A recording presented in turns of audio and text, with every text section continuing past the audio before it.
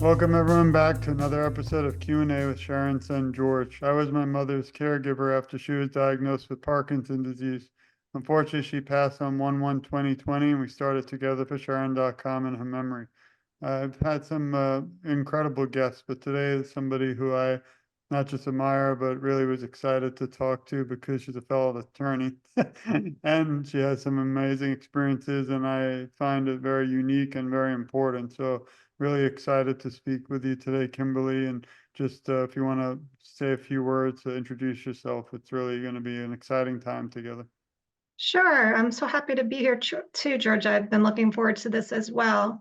Yeah, so I think I have a little bit of a unique perspective because not only am I a civil rights attorney, which means that my area of practice has to do with things like disability discrimination, but I'm also a person with Parkinson's. And those two things, I think, kind of coming together really sparked my wanting to really advocate for people with Parkinson's and for myself to, stop the stigma and find a cure for the disease.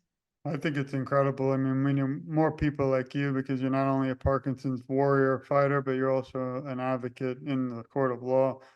Maybe you could tell us a little bit about your background, how you went into the law, and maybe I know my story with becoming attorney was really more. I always wanted to help victims of crime, which kind of sounds a lot similar to your background. A lot of times, again, this is more about you, but the family members are forgotten in the criminal justice system, not just the victim. So I always wanted to find a way to help be a voice for them. And I find that's exactly what you're doing more, in the civil rights area. So maybe you could tell us, what got you as a child into always dreaming of being a lawyer. Maybe you weren't always dreaming of being a lawyer. I actually wasn't. I graduated from college in 1991. I did know I want to help. Always wanted to help people. I had a degree in sociology, and I was thinking I might want to go into social work, but I kind of wasn't sure. And my grandfather was a lawyer. He actually never practiced law. He went into advertising. But my parents said, well, maybe you could make more of an impact studying law than as a social worker. So I thought about it and I said, well, yeah, that sounds kind of interesting. I mean, the only thing we had right at that time that exposed me to like trial work was LA law. And I'm like, well, that looks like fun. And I'd like to act and I like to have attention on me. So I'm like, maybe this would be like a good merger of wanting to help people and also being able to use public speaking and some of my acting abilities. And so I sort of went very naively into law school, not really knowing what I was getting into. But what I found was that I did really like the type of law that was going to help people. I thought of maybe going into family law. I was very interested in poverty law, especially when I graduated, and I worked for legal services for about 5 years, which is the local poverty law firm in Connecticut. And then a position opened up at the Commission on Human Rights. The Connecticut Commission on Human Rights is the state civil rights organization. And I said, well, that sounds really interesting, kind of using my law degree to help with discrimination based on race, color, sex, age, disability. That seems like something I might like. And I started there in 2000 and I've been there ever since. It's amazing. And I'm curious, maybe you could touch on first, have you ever had a client who had Parkinson's? And number two, how has Parkinson's affected your ability to practice law? Has it at all? Just curious. Sure. So I never have had a client who has had Parkinson's. The one case that I had been exposed to before, or that came out of my organization, we did have someone else did have a case of someone who had Parkinson's. It was actually a neighbor on neighbor harassment, and the gentleman had Parkinson's, and the neighborhood kids were harassing him. He had, probably a pretty advanced stage Parkinson's. He had a lot of tremors and trouble getting around, and the neighborhood kids just were harassing him. And he actually sued and won those. Well, he sued the parents because you can't sue children, but he won that case. And that's not every case isn't like that, but that's a pretty good example of discrimination that you might not think of being, harassed in your own, neighborhood, in your own place where you're trying to feel safe, and what's more important than having like a safe and stable housing. I forgot to say, oh, how does Parkinson's affect me as a lawyer? Well, I think Parkinson's, I was diagnosed in 2020, so I'm somewhat of a newbie in the Parkinson's world.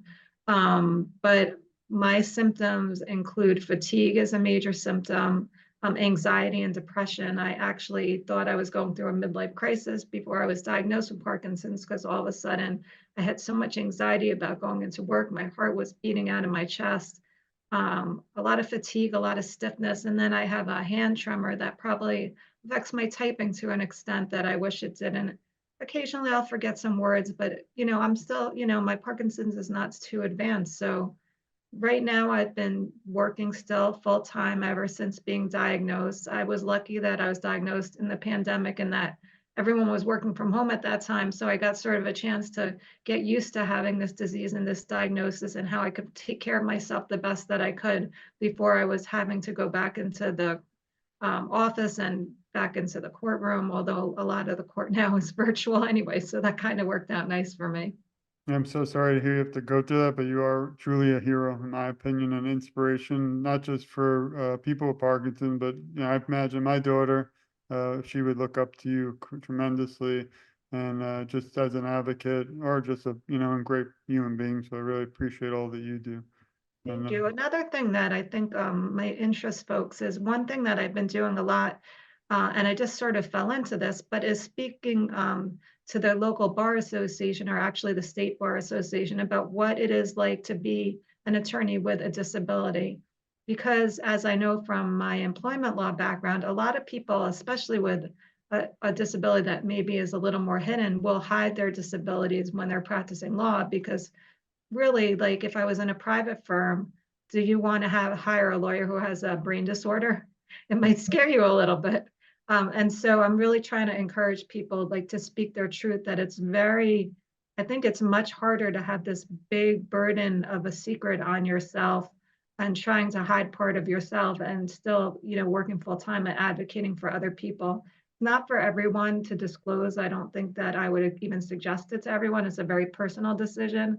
But I've been speaking and writing a lot about that as well, because I think it's important for lawyers to feel that, we bring our whole selves to the table. And I really do think that being disabled and having Parkinson's has made me more empathetic to the people that I serve and made me a better lawyer. So I think that's an important thing as well.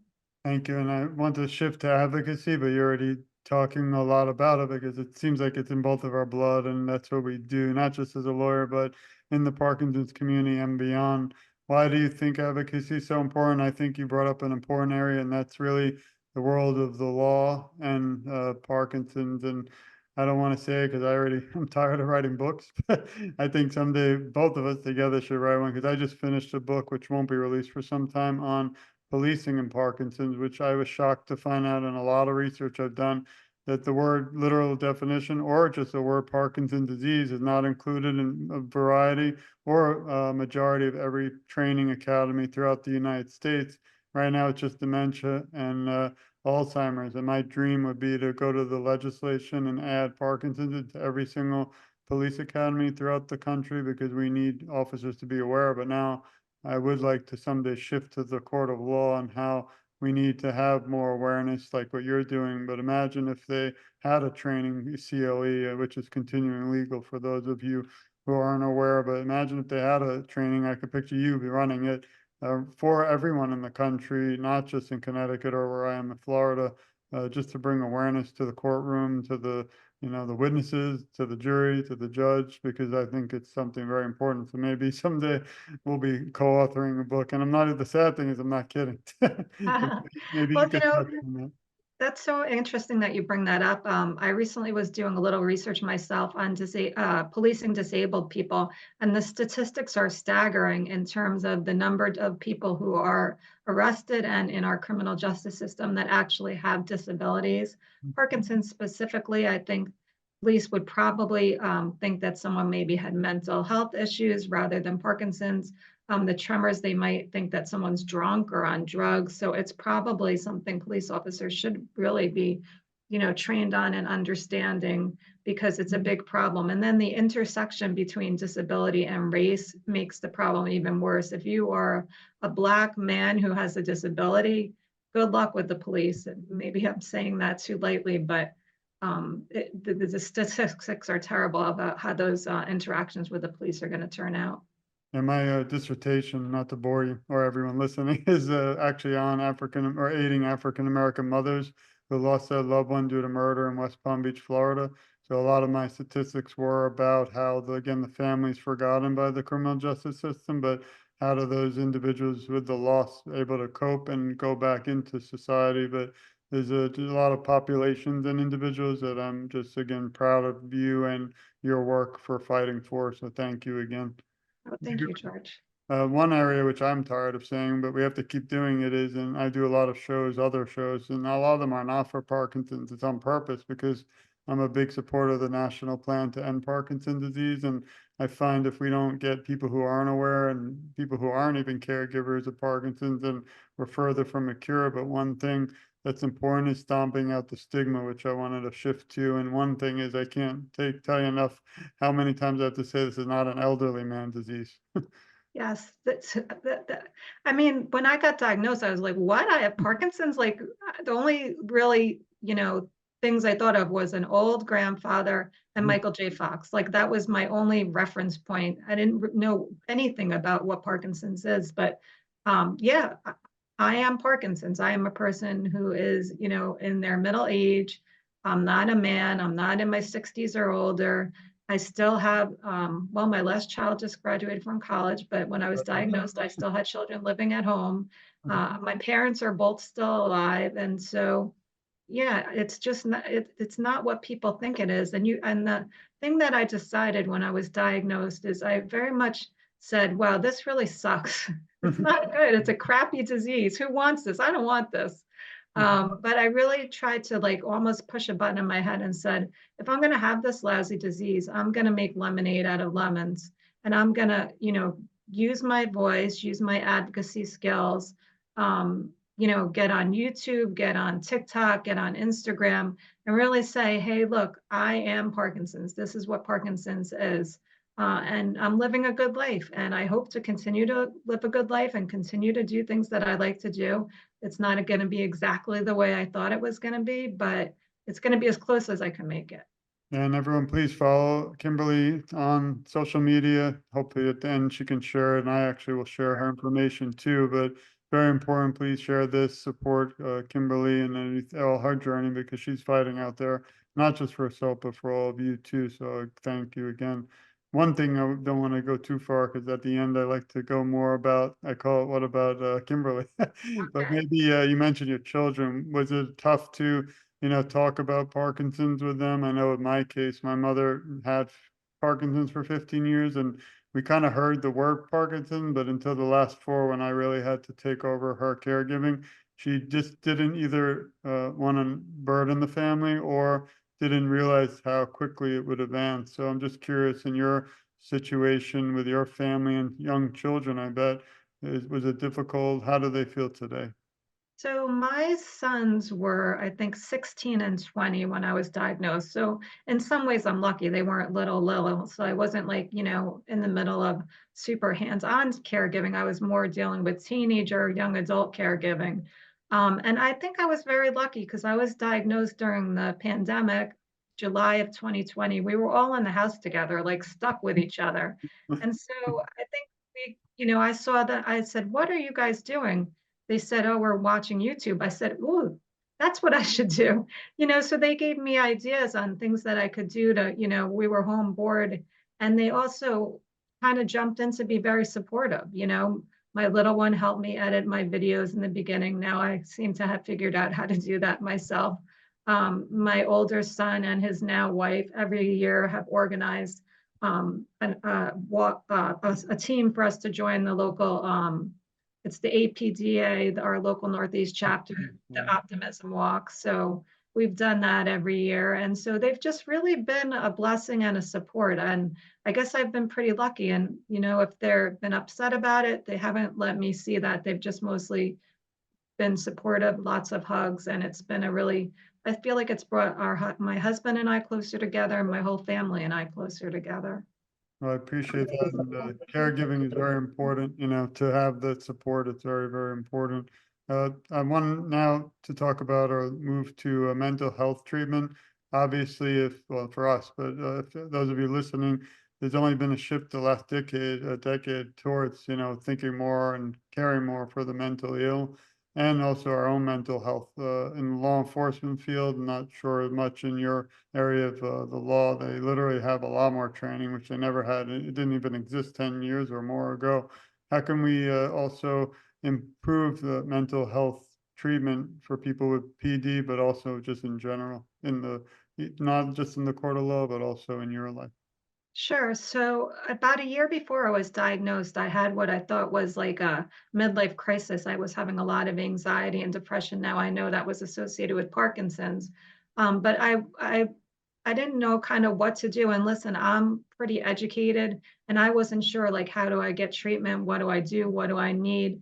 And I was able to get in with a therapist who was terrible. And then someone said, wait, there's not only one therapist, there's lots of therapists. So I went through a few and finally got a therapist that I can talk to that I didn't feel like they were going to diminish what I was going to have to say. And then I also got on an SSRI, and that is not for the faint of heart either. An SSRI is a drug that helps with anxiety and depression, and each of those drugs usually helps 1/3 of the people. So you might have to try a few drugs to get to a drug that actually works for you. And there's not one right SSRI for people with Parkinson's. It's all individualized. And luckily, I work for the state of Connecticut and I have amazing health insurance. And so I was able to kind of get what I needed to get and navigate that system pretty quickly. But I know there's other people whose insurance doesn't cover therapy, or it's very expensive, or the medication is very expensive for the SSRIs, or they aren't really resilient enough to get through it to find the right one. Or there's just a lot of stigma. Oh, you go to therapy, you're taking an antidepressant, you're taking, medication for anxiety. But I could tell you that the therapy and the medication was life changing for me. I probably had mental health issues all my life that I hadn't really dealt with well, but they came into spotlight the year before I was diagnosed with Parkinson's. And thank God that I was on that SSRI when I was diagnosed and that I was already in therapy, or I think this would have been a much harder thing for me to deal with. But I already had those great support systems in place to help me with the mental health part of this disease because it's no joke. Like this disease can really make you very depressed, anxious, apathetic, tired. It's not for the weak, and you need to have all these supports in place. And I'm not saying everyone needs to have an SSRI or therapy. There's other things people find helpful. People do meditation, they do exercise, which I'm also incorporating in my plan. But there's all sort of great things you can do for your mental health. I did want to say if anyone's having trouble finding a therapist, there's a website called Psychology Today. And if you go on that website, and I don't get any money from this, I just think it's a great website. You can navigate finding a therapist by who accepts your health insurance and who is open and accepting patients. And nowadays, because therapy can be done online, you're not limited to just the therapists that live in your neighborhood. You really can go almost anywhere. So I think it's just such an important thing to talk about, George. No, I appreciate you bringing it up. And back to stigma, unfortunately, people still have, a lot of stigma with mental health. There's nothing wrong with gaining help. I know my mother didn't really like that. I wanted to bring her for psychiatrist, because that wasn't really what she believed she had, and we struggled with that. And we went once, never went back, but we weren't sure if it was the Parkinson's one day or possibly late onset dementia. So it was really a struggle. But I think that when you talk about it and advocate for it, really helps so many people out there that I always say feel alone, like they're the only ones in the world. But now it's because of individuals like you, we're able to talk and open up, and it really just means a lot. And I always say, if we even just reach one person today, we've changed the world, and that person can reach out to you or me, and they know that we're out there fighting for them too. So I appreciate it. Absolutely. I couldn't agree more. Maybe we can touch now on what's it like living and with Parkinson's. You did say, in your 50s, and I want to make sure people know that there's something called young onset Parkinson's. I think that thankfully, and not for him, obviously, but the Mr. Michael J. Fox, who I had the honor of meeting, he had in his 30s. So people know him for Parkinson's or of it. but they didn't realize probably how young he had it. So I wanted to maybe touch on, a day in the life of attorney Kimberly. Yeah, so there's multiple definitions of young onset. I was diagnosed at 51. I probably had it before 50. So I always question, do I have young onset Parkinson's? I like to say I have middle-age Parkinson's. And that's, the day in the life is probably very similar to what most working people do, except there's lots of pills that I take in between. I take my meds, I get up, I go to work. Sometimes I work from home. Sometimes I go into the office, which isn't that far away. Right now, I'm in the later stages of my career, so most of what I'm doing is managing young attorneys, mentoring young attorneys or newer attorneys, managing investigators that my agency deals with. I do a lot of public speaking, do a lot of outreach through the agency. I do some writing, do some mediation, and then, take pills, take those pills in between to make sure that I keep functioning. Some of the things I do after work to help the disease, I like to take Pilates. I think that's been really helpful with my balance and my tremors and my muscle and my strength and my core. I've been getting on the Peloton, although I don't love aerobic exercise. Been walking a lot. I like to sing. I sing in a rock choir. I sing in a choir through my religious organization. Um, I have lots of friends and family that I love to spend time with, and I do the things that everyone does. I'm doing my food shopping. I'm doing the getting the groceries cooked up. I'm making dinner. Checking in on my son. So, just a very, very full life living well with Parkinson's. Thank you. That really helps a lot for individuals out there. And while we chat for 1 second, I just wanted to share the article you did with me. So I want to thank you, not just for today, but also in the past, where we talked a little bit about, if everyone goes to TogetherForSharon.com, clicks interviews, you'll be able to see a lot more in depth with Kim about her background. And also, I think we had the way to reach you, but there's a lot of important areas. And here you go is please also see her YouTube. I'll click on it. Hopefully we won't hear the music play.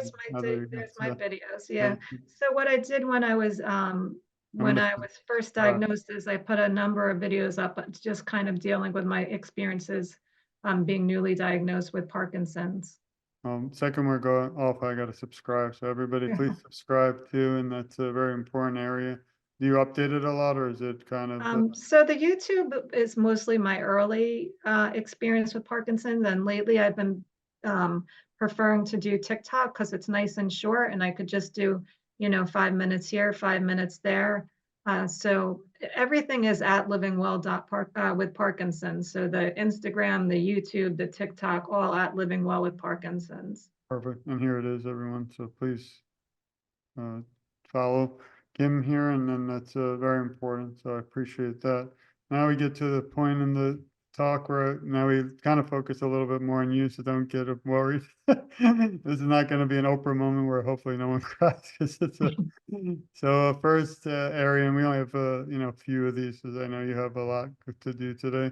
What is one moment or the most memorable moment that stands out through most of your work in awareness that you could share? So really, is there, I mean, might not be just one, but is there one memorable moment that you can recall that you might want to share? I think it's probably so. I work in this field. I was very much aware that I couldn't be discriminated against, that I couldn't be fired because I had Parkinson's, but still, I was kind of afraid to tell my workplace. And it was kind of easy to hide because it was the pandemic and we were working from home and no one was really seeing me. But when the Bar Association asked me to speak about working as an attorney with a disability, I said, I need to tell my work that I have a disability because I hadn't told them yet. And I remember telling them, and just the support that my coworkers gave me, my executive director, my direct boss at the time, my deputy director, there was just a lot of love and support. And I felt really cared for and respected still. And I've been advancing in my career despite the Parkinson's. And I think that's probably, sticks out as something that's really memorable to me, that it was so scary, yet it worked out so well, and I didn't know why I waited so long to tell them. Thank you. Yeah, it's one of the fears a lot of individuals have, unfortunately, to tell. My mother, again, didn't really want to tell us more about, you just said the word Parkinson. She had stiffness in her left arm, but she was still able to live independently for many, many years. But that was one area I wish she had shared, because now, going back to something you mentioned, there are actually ways to slow the progression. Obviously, we don't have a cure, and that's what we all fight for every day, literally. Even if you don't have Parkinson's, you need to join in with us, help pass the national plan to end Parkinson's disease. Florida's on board. I hope Connecticut is. But maybe you can discuss a little bit about ways to slow the progression. I know you mentioned exercise, yoga. Maybe it's just amazing how many things there actually are.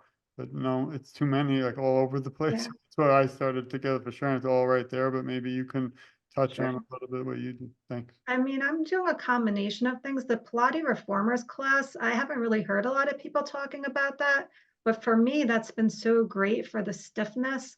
First of all, I'm taking it in a small class, so there's only 5 people, so I think that's been really helpful. But I've been seeing a neurological physical therapist since day one, even right before I got diagnosed. They kind of diagnosed me before the doctor, and I haven't progressed in all the measurements that they've taken. I'll be 4 years out now. So, I mean, it's still relatively new, but there hasn't been any diminishment of I haven't had any progression that's been noticeable. So, and I attribute that a lot to the Pilates and having core strength. I think that's really important. I know they say the aerobic exercise is really important too. I'm sure that's true. But I think, the stretching and the core strength, because we have such tightness in our bodies, that makes such a difference. I also do chiropractic treatment every other week. I know some people find it to be controversial, but I don't know. Though between those two things, I've found that I'm living really well in terms of my body. So I don't know if it'll help other people, but that's what's been helping me in terms of exercise. Something you said, George, though, I wanted to mention. Connecticut actually just passed a law, and I think it's waiting for the governor to sign, and I'm pretty sure he will be signing it. They're doing keeping statistics about people with Parkinson's and sort of where they live, what, information about their diagnosis. There's a whole bill. It was SB1 in Connecticut, if anyone's interested in looking at it, and they're doing a Parkinson's, some kind of think tank surrounding Parkinson's, but it's a whole big Parkinson's legislation just for Connecticut. So if folks are interested, they might check that out. I appreciate it. And then one area I was curious is, I think you mentioned earlier, but what current projects are you working on for advocacy? So currently, mostly what I'm doing is the Instagram and the TikTok, and then always looking for a new project. So if anyone thinks of anything that they want me to get involved with, give me a call. I have one after we're off. We'll talk. Okay. You mentioned your children, which I think is important, so I don't want to just jump over that. But who helps you during times of struggle? I was a caregiver, as you know. But what tips could you give those listening who might be caregivers? So I would say my most important caregiver is my husband, and really it's just to listen and not assume that you know what someone's going through, but let them tell you what they're going through. Help if they ask you to help. I know my husband will see me struggling sometimes, but I prefer he waits and say, "Hey, can you give me a hand?" rather than, "Can I do that for you?" So, just listen to us. We'll tell you what we're going through, if we're still able to do that, and then respond as accordingly. But really, just be there for the person and just say, "I'm here for you. If you need something, let me know." Thank you. That's very important. And again, hopefully someone out there is a caregiver also listening. Please share this with them. Here's one more. Sometimes it's going to be tough, but likely someone listening might have just been diagnosed with PD. What advice would you provide them? I would say slow down. There's not a rush to get all the information all at once. I had in my mind that this disease was going to be like very fast, like within a year or two, I was going to be like not the same person. Mm. Really, 4 years later, I'm really not that much different than I was to begin with. Unfortunately, some people's disease does progress quickly, but most of the time, this is a slow progressing disease. So take your time. You don't have to do everything all at once. But once you kind of take your breath and sort of, learn to, this is what it's going to be, then come up with an action plan. Surround yourself with really good people. Pick your care team. And that's not just your relatives, but it's the different physical therapists, doctors, movement disorder specialists, exercise teachers, speech therapists, mental health providers, whatever you're going to need, really investigate each one and find one, if you can, that really will be able to be there to support you and help you, because that team is going to be what's important when things start go awry. Thank you. And is there something you would have done differently looking back 10 years? Or do you think you would just go through the same steps you are today? But if not, is there one thing you might have changed? Yeah, I think it's sort of the same advice I'd give to someone who's new. I'd tell myself to slow down, Oh, because I really was like, oh my gosh, I got to just like figure all this out all at once. And that might just be the lawyer in me. We're problem solvers and we want to just like, okay, here's the problem. What's the solution? This really is like, there are solutions, but there's not a solution. And you just kind of have to just, pick the pieces of the help that are going to be the most helpful, and then take your time and take a breath and treat yourself well. It doesn't need to all be done at once.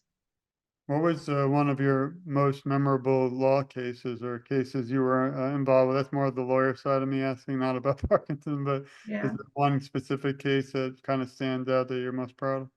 Yeah, there was it was actually a sexual harassment case. It was a judicial marshal that was being sexually harassed by another judicial marshal in the court system. And she had a lawyer, and I was sitting second chair, and her lawyer had to drop out midway through the litigation, which is always hard to take over a case when another attorney has gone midway through.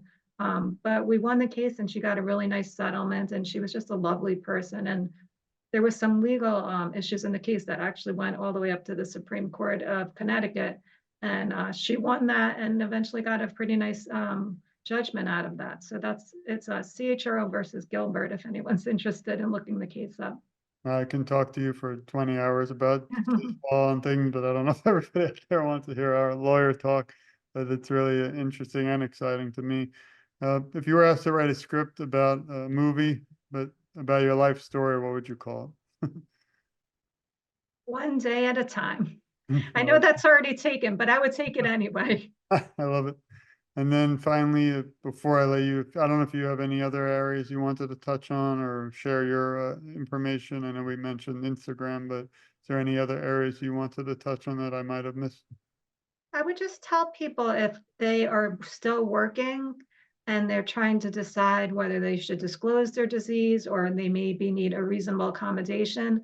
A lot of people say, oh, you get this disease, you have to stop working, you can't keep working.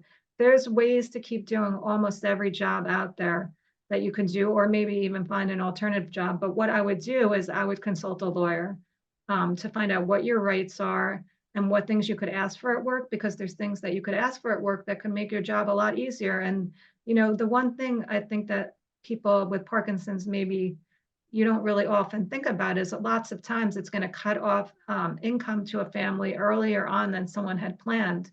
Most people don't think about retiring in their 40s or 50s these days. Most of us think we're going to work till our 60s, maybe our 70s even. With this disease, that might be an early cutoff. But if there's ways to get accommodations at work, definitely I would encourage folks to look into that, because they maybe could, keep working longer, and those dollars could be vital to their families. Thank you. And finally, if you could leave the Parkinson's community today with some words of encouragement, what would they be? Just keep doing it. Just keep doing it. Doing what you're doing. Try not to get apathetic. I mean, that's the main thing. It's very easy with this disease to say, I just want to get under the covers and hide. I don't want to do anything. But the best thing you can do is actually try to stay connected and active. Thank you so much for joining me today. And really, it's just so much information, wealth of knowledge. And again, you make me smile knowing that there are fellow lawyers out there fighting for so many important causes and people. So really, I think that your work and legacy will live on beyond both of us. So thank you for your time. And please, everyone listening, support Kimberly. Visit her social media. If you visit me, you'll find Kim, because we're very close, and it means the world to me just to have you in my life. And I won't stop fighting, as you hopefully know, until we find a cure, because I do feel most of us, maybe not every single one, but most of us our family in this fight, and I won't rest, even though I'm telling I need to check on my mental health. Because some days, whether a caregiver or advocate, I need a break, but I don't take it because I think of you and all those having to deal with this, and it motivates me to never give up too. So you keep fighting, and I'll be right by your side. I appreciate that, George. We appreciate you as well. Means the world. And thank you everyone again for listening. It's been another episode of Q&A with Sharon's son. Again, there's a lot more to come. And I always say we still have a lot more work to be done till we find a cure. So thanks everyone. Have a great night.